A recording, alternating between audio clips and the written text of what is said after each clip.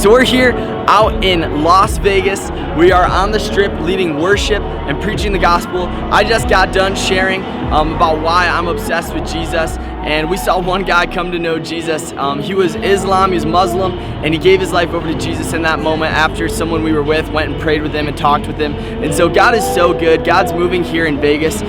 We love to be the light of Jesus in the darkest places, because that's when the light shines brightest, is in the darkest places. The night's just beginning. We can't wait to see all that God has here in Vegas.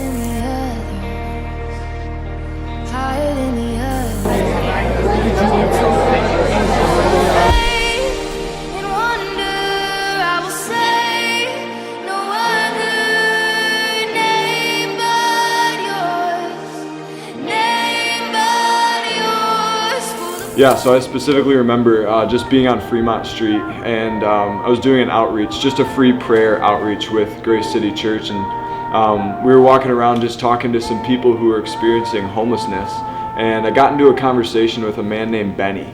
And so Benny was on the streets in Las Vegas, and we got to talking, and he just shared that he hadn't seen his son in many years. His son was in San Diego, hours away from him, and he had really been missing his son. And so I just felt like I needed to inject some hope into the situation. And so, I just told him straight up that I believe he's going to see his son again one day. And when he heard those words, tears just started to come down his eyes. And, he asked me once again, he was like, "Do you really believe that?" And, I looked him in the eyes and I said, "I truly do." And so he had an alcoholic beverage with him, and he took a big drink, set it down, and right there said, "I'm done drinking alcohol. I believe that I can see my son again.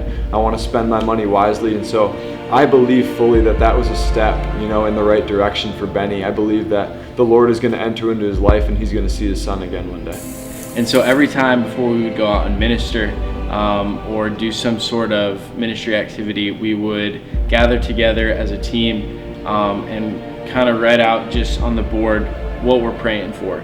And then pray over those things, and then after we would get done with the ministry, we would check off the boxes, the prayers that God answered on that endeavor. And it was just crazy to see how many things lined up, and even specific things, like the story that Bryce just shared. I remember we prayed specifically that somebody would leave an addiction. Was it an addiction or a substance? Yeah, leave an addiction or a substance, and that happened. One of my favorite stories was when Josh and Brandon got to love on this homeless man on Fremont Street. And this man was just sitting on the side of the road. He just needed some extra help.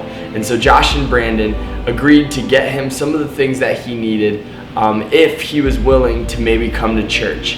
And so sure enough, he kept his word. They got him some socks, some money, some food, and the next Sunday he showed up to church.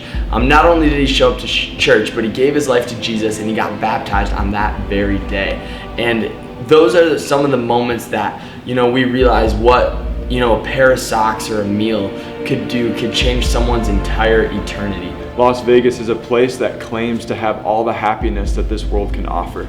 It claims to have all the things that will satisfy our deepest longings, the deepest things in our heart. But we're convinced as a team that Jesus Christ, a relationship with him is truly the only thing that can satisfy our hearts, and for all of us in our 21, 22 years of life, Jesus Christ is the most profound satisfaction that we've ever found in anything.